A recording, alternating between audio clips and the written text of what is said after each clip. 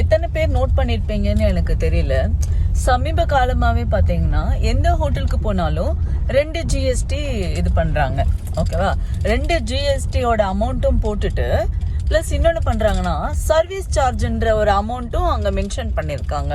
அதுல சில ஹோட்டல்ல பாத்தீங்கன்னா 150 ரூபாய் சர்வீஸ் சார்ஜ் எடுக்கிறாங்க. இன்னொரு ஹோட்டல்ல பாத்தீங்கன்னா 80 ருபீஸ்னு எடுக்கிறாங்க.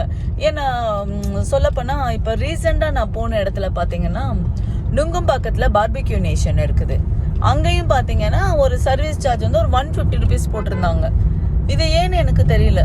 ஓகே, திருப்பி இன்னொரு இடத்துல இதே மாதிரி இருந்துச்சு. இப்போ இன்னைக்கு நாங்கள் கோவாக்கு வந்தோம். கோவாலையும் அதே சர்வீஸ் சார்ஜ் இருந்துச்சு.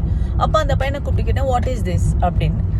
மேம் உங்களுக்கு வேணும்னா ஓகே, இல்லைன்னா நாங்கள் அதை வந்துட்டு மைனஸ் பண்ணிடுறோம் அப்படின்னு சொன்னாங்க. மைனஸ் பண்ணுறதுன்றது செகண்டரி இருக்கட்டும், பட் ஆல்ரெடி நம்ம 2 டேக்ஸ் கட்டிட்டு இருக்கோம். GST கட்டிட்டு இருக்கோம், சென்ட்ரல் கவர்மெண்ட்டுக்கு நம்ம கட்டிட்டு இருக்கோம். ப்ளஸ் வந்து பார்த்தீங்கன்னா சர்வீஸ் சார்ஜ் என்ன அப்படின்னு சொல்லி கேட்டால் அவங்க நம்மளுக்கு சாப்பாடு எடுத்து வந்து கொடுக்குறாங்க இல்லையா, நம்ம டிப்ஸ்ன்னு ஒன்று கொடுப்போம்ல, அதுக்கு பதில் அவங்களே அதை மென்ஷன் பண்ணிக்கிறாங்க சர்வீஸ் சார்ஜ். ஏன்னா அவங்க வந்து நம்மளுக்கு சாப்பாடு எடுத்து வந்து கொடுக்குறாங்களாம். சரி, ஓகே. எனக்கு ஒரு மிகப்பெரிய டவுட் என்னன்னா, ஹோட்டல் போறதே வந்து நம்ம சாப்பிட்றதுக்கு, உள்ள போய் நம்ம எடுத்து வர முடியாது. அதனால அவங்களே எடுத்து வந்து கொடுக்குறாங்க. அதுக்கு எதுக்கு நம்ம காசு கொடுக்கணும்? இது எவ்வளவு பெரிய ஸ்கேம் தெரியுமா? இது தெரியாமே, அதாவது நம்ம வந்து பாக்குறோம், பில் பாக்குறோம். நான் நார்மல் மிடில் கிளாஸ் ஃபேமிலி தான், நாம பாக்குறோம். இதெல்லாம் வந்து இந்த பணக்காரங்க என்ன பண்றதுன்னா, பில்லை வாங்கிட்டு அப்படியே ஈவந்தோன்னு சொல்லிட்டு பே பண்றதுனால நம்மளுக்கும் அது வந்துட்டு சம்டைம் பாதிக்கப்படுது. இது எத்தனை பேருக்கு தெரியும்னு எனக்கு தெரியல. மேபி உங்களுக்கு யூஸ்ஃபுல்லா இருக்கலாம். ஸோ அதனால உங்கள்கிட்ட நான் ஷேர் பண்றேன். தேங்க்யூ.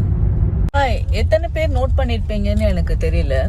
சமீப காலமாவே பாத்தீங்கன்னா எந்த ஹோட்டலுக்கு போனாலும் 2 GST இது பண்றாங்க. ஓகேவா? 2 GSTயோட அமௌண்ட்டும் போட்டுட்டு பிளஸ் இன்னொன்னு பண்றாங்கன்னா சர்வீஸ் சார்ஜ்ன்ற ஒரு அமௌண்ட்டும் அங்க மென்ஷன் பண்ணிருக்காங்க. அதுல சில ஹோட்டல்ல பாத்தீங்கன்னா 150 ரூபாய் சர்வீஸ் சார்ஜ் எடுக்கிறாங்க. இன்னொரு ஹோட்டல்ல பாத்தீங்கன்னா 80 ருபீஸ்னு எடுக்கிறாங்க. ஏன்னா சொல்லப்போனா இப்ப ரீசெண்டா நான் போன இடத்துல பாத்தீங்கன்னா நுங்கம்பாக்கத்துல பார்பிக்யூ நேஷன் இருக்குது. அங்கேயும் பாத்தீங்கன்னா ஒரு சர்வீஸ் சார்ஜ் வந்து ஒரு 150 ருபீஸ் போட்டிருந்தாங்க. இது ஏன்னு எனக்கு தெரியல. ஓகே, திருப்பி இன்னொரு இடத்துல இதே மாதிரி இருந்துச்சு. இப்போ இன்னைக்கு நாங்கள் கோவாக்கு வந்தோம். கோவாலையும் அதே சர்வீஸ் சார்ஜ் இருந்துச்சு. அப்போ அந்த பையனை கூப்பிட்டுக்கிட்டேன், வாட் இஸ் திஸ் அப்படின்னு. மேம் உங்களுக்கு வேணும்னா ஓகே, இல்லைன்னா நாங்கள் அதை வந்துட்டு மைனஸ் பண்ணிடுறோம் அப்படின்னு சொன்னாங்க. மைனஸ் பண்ணுறதுன்றது செகண்டரி இருக்கட்டும், பட் ஆல்ரெடி நம்ம 2 டேக்ஸ் கட்டிட்டு இருக்கோம். GST கட்டிட்டு இருக்கோம், சென்ட்ரல் கவர்மெண்ட்டுக்கு நம்ம கட்டிட்டு இருக்கோம்.